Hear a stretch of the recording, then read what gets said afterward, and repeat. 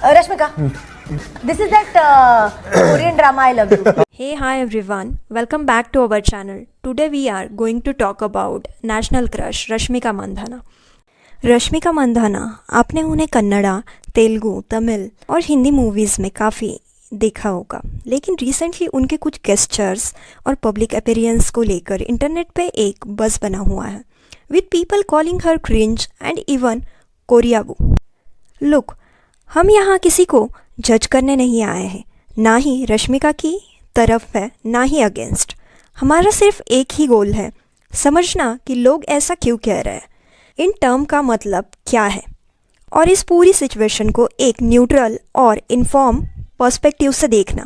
सबसे पहले बात करते हैं क्रिंज की. ये वर्ड आजकल इंटरनेट पर काफ़ी लूजली यूज़ होता है. बेसिकली जब कोई चीज़ देखकर आपको ऑकवर्ड फील हो या आपको सेकेंड हैंडेड एम्बैरेसमेंट हो किसी और के लिए, दैट्स क्रिंज. ये चीज़ कुछ भी हो सकती है, जैसे कोई आउटडेटेड ट्रेंड फॉलो करना, ज़बरदस्ती फ़नी बनने की कोशिश करना, या कुछ ऐसे गेस्चर्स या एक्सप्रेशन जो ऑडियंस को अननेचुरल लगते हैं. तो जब लोग रश्मिका के गेस्चर, इंप्रेशन या लवली क्यूट पब्लिक बिहेवियर को क्रिंज बोलते हैं, तो उस ऑकवर्डनेस को हाईलाइट कर रहे होते हैं जो उन्हें पर्सनली फील होती है, लेकिन ये सब्जेक्टिव होता है. अब बात करते हैं एक और टर्म की, कोरियाबू. ये एक स्लैंग है जो उन लोगों के लिए यूज होती है जो कोरिया कल्चर, स्पेशली के पॉप और के ड्रामास के लिए ओवर ऑब्सेस्ड हो जाते हैं, ऑफ्टन टू अ पॉइंट जहां वो अपने कल्चर आइडेंटिटी को साइड में रख देते हैं. कोरियाबू का लेबल तब लगता है जब कोई non Korean person Korean heart gestures use करता है, रैंडमली कोरियन वर्ड यूज़ करता है लाइक ओपा या सरांगे, या फिर उनका फैशन, मैनरिज्म और public behaviour heavily Korean idol जैसा होने लगता है, but without real understanding of the culture. लोग रश्मिका पे ये लेबल तब लगाते हैं जब वो repeatedly Korean style heart pose करती है, या जब उनका स्टाइलिंग और बॉडी लैंग्वेज के पॉप आइडल से इंस्पायर लगता है. कल्चर इंस्पिरेशन और कल्चर ऑब्सेशन में एक थिन लाइन होती है. अगर हम रश्मिका का टाइमलाइन देखें तो ओवर द ईयर उनका पब्लिक बिहेवियर ग्रेजुएटली चेंज हुआ है, फ्रॉम नेचुरल रीजनल सिनेमा वाला वाइब से एक परफॉर्मेटिव समटाइम के पॉप इंस्पिरेशन एनर्जी तक. Red carpet gesture, fan introduction, के स्टाइल पोजेस, ये सब लोगों ने नोटिस किया है. लेकिन क्या ये एक्चुअली कोरियाबू बिहेवियर है या सिर्फ एक ट्रेंड फॉलो करने की कोशिश है जो आजकल ग्लोबल पॉप कल्चर का पार्ट है? That's up for interpretation. Look, internet काफ़ी फास्ट जज करता है. जो एक पर्सन को क्यूट लगता है वो दूसरे को क्रिंज या फेक लग सकता है.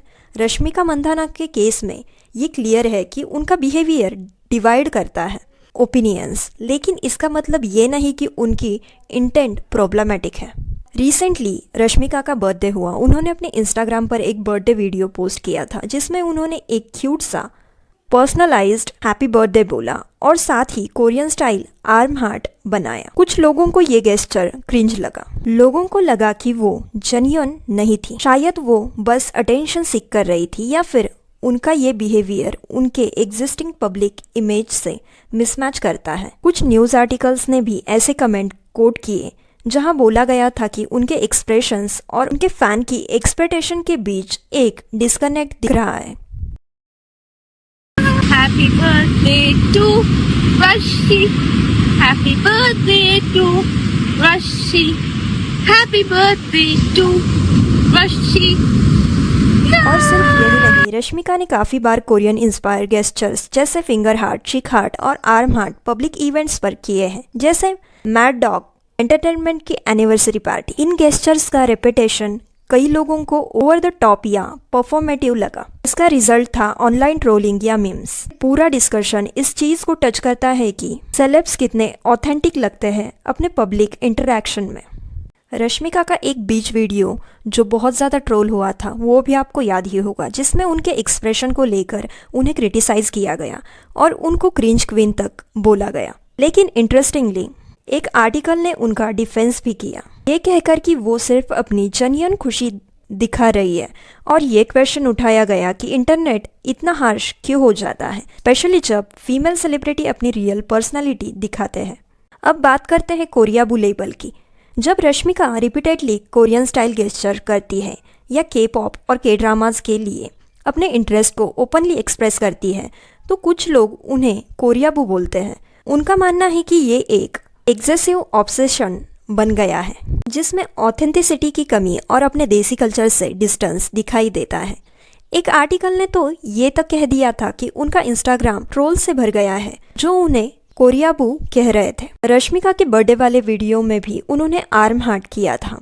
रेड कार्पेट पर उन्होंने मल्टीपल के पॉप स्टाइल हार्ट साइंस बनाए। सिकंदर ट्रेलर लॉन्च पर भी उन्होंने सलमान खान को फिंगर हार्ट करना भी सिखाया था। एनिमल के प्रमोशन के दौरान रणबीर कपूर को भी रश्मिका को कोरियन हार्ट गेस्चर्स से ग्रीट करते हुए देखा गया था।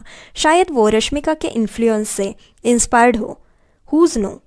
और हाँ, उन्होंने एक टिकटॉक भी बनाया था जिसमें उन्होंने कोरियन हार्ट गेस्चर्स का मीनिंग एक्सप्लेन किया था। उनके गेस्चर्स पर रिएक्शन मिक्स्ड रहे हैं। कुछ फैंस उन्हें क्यूट और इंडियरिंग बोलते हैं तो वही ट्रोल्स उन्हें ट्राई हार्ड या क्रिंज कहकर मॉक करते हैं। गेस्चर्स के अलावा रश्मिका ने ओपनली कोरियन कल्चर के लिए अपने लव के बारे में बात की है।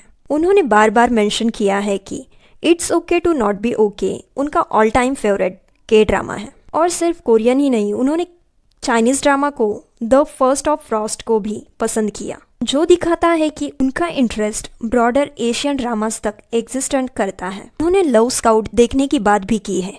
अंडरकवर हाई स्कूल स्टार्ट करने का प्लान भी शेयर किया। क्लियरली ये कोई कैजुअल फेज नहीं है, शी इज इनटू इट। के पॉप की बात करें तो Rashmika is a big fan. उन्होंने के पॉप सिंगर औरा के पुष्पा 2 सॉन्ग्स के कवर्स पर पॉजिटिवली रिएक्ट किया था। ये क्रॉस कल्चर एक्सचेंज के लिए उनके एप्रिसिएशन को हाईलाइट करते हैं। और BTS, well she love all the members. उन्होंने बोला था कि उनके सॉन्ग्स स्ट्रेस रिलीफ के लिए परफेक्ट है। आर्टिकल्स ने ये भी नोटिस किया है कि रश्मिका ने अपने लुक्स और आउटफिट्स में कोरियन इंस्पायर्ड फैशन को अडॉप्ट किया है, लेकिन मोस्टली ये दिखाते हैं कि वो उस वाइब को अपने अंदाज में कैसे ब्लेंड करती है। और एक मूवमेंट ने तो सबको और ज़्यादा एक्साइटेड कर दिया। अब मिलान फैशन वीक में उनको साउथ कोरियन एक्टर हुडू हवान से मुलाकात हुई। इससे उनका एक और ऑर्गेनिक कनेक्शन बन गया कोरियन एंटरटेनमेंट वर्ल्ड के साथ। ये सब क्या सजेस्ट करता है? ये सिर्फ सरफेस लेवल इंटरेस्ट नहीं है। रश्मिका का कोरियन कल्चर के लिए लव जेन्युइन और मल्टीपल लेयर लगता है। बट ऑनलाइन दुनिया एज ऑलवेज डिवाइडेड है। बहुत सारे फैंस उन्हें प्रेज करते हैं उनके इंटरेस्ट के लिए, ओपन होने के लिए, अपने आप के ट्रू रहने के लिए और अपनी खुशी को ओपनली एक्सप्रेस करने के लिए। लेकिन दूसरी तरफ ट्रोल्स हैं, उनके बिहेवियर को क्रिंज बोलते हैं और उन्हें कोरियाबू लेकर मॉक करते हैं। कुछ कमेंट्स उनकी पर्सनल इमेज या चॉइस को लेकर कंफ्यूज या डिसअप्रूव भी रिफ्लेक्ट करते हैं। ये डिफरिंग ओपिनियंस रिफ्लेक्ट करते हैं कि लोग जेन्युइन सेलिब्रिटी बिहेवियर कैसे दिखाते हैं, कब वो उससे परफॉर्मेटिव या फेक समझने लगते हैं। कुछ लोग कल्चर एप्रिसिएशन और कल्चर अप्रोप्रिएशन के बीच एक लाइन ब्लर होता देखते हैं और उस एम्बिग्यूटी में रश्मिका जैसे सेलेब्स को टारगेट किया जाता है। आज के यूथ के लिए क्रिंज का मतलब कुछ और हो सकता है जो ओल्डर ऑडियंस को समझ नहीं आता, या इसलिए कभी कभी जो एक जनरेशन को फन या ऑथेंटिक लगता है वो दूसरे को ओवर द टॉप या ऑकवर्ड लग सकता है। फिर भी काफ़ी ऑनलाइन यूजर्स ने उनका डिफेंस भी किया, ये कहकर कि हर किसी को अपने इंटरेस्ट इंजॉय करने का राइट है। उन्होंने उन ट्रोल्स को क्रिटिसाइज किया जो किसी को बस उनकी लिंकिंग के लिए शेम करते हैं। और कोरियाबू टर्म खुद में काफ़ी प्रॉब्लमैटिक है। ये एक डेरोगेटरी लेबल है जो इम्प्लाई करता है कि किसी का कोरियन कल्चर के लिए लव फेक और द टॉप या आइडेंटिटी इस्केपिंग है। जब ये टर्म रश्मिका के लिए यूज़ होता है तो ये सिर्फ उनके गेस्चर्स नहीं बल्कि उनकी ऑथेंटिसिटी को क्वेश्चन करता है। ये ब्लैकलैश, ये ट्रोलिंग एक्चुअली एक बड़ा रिफ्लेक्शन है एक ब्रॉडर इंटरनेट ट्रेंड का। रश्मिका मंदाना का कोरियन कल्चर के साथ जो एंगेजमेंट है, चाहे वो उनके गेस्चर्स हो या फैशन चॉइस, उनके इंटरनेट पर एक मिक्स्ड बैग रिएक्शन का ट्रिगर बनाया है। कई लोग उनके इंथुजियाज्म को जेन्युइन, स्वीट और रिफ्रेशिंग मानते हैं। ही दूसरी तरफ कुछ ऑनलाइन यूजर्स उनके एक्शन को क्रिंज कहकर लेबल करते हैं और उन्हें कोरियाबू कहकर मॉक या क्रिटिसाइज भी करते हैं।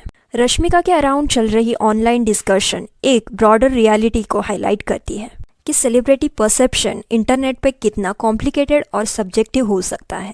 कल्चर एप्रिसिएशन को लोग बहुत अलग तरीके से इंटरप्रेट करते हैं। किसी के लिए वो एडमिरेशन हो सकती है तो किसी के लिए एप्रोप्रिएशन या अटेंशन सीकिंग। हमारा एम ये था कि अवेलेबल इंफॉर्मेशन के बेसिस पर ऑब्जेक्टिव ओवरव्यू दिया जाए, ना कि किसी एक साइड को सपोर्ट करना या रश्मिका के एक्सप्रेशन को जज करना। So what do you think, Rashmika का कोरियन कल्चर के लिए प्यार जेन्युइन है या कुछ लोगों का कहना सही है कि ये थोड़ा ओवर द टॉप है? And don't forget to subscribe to our channel.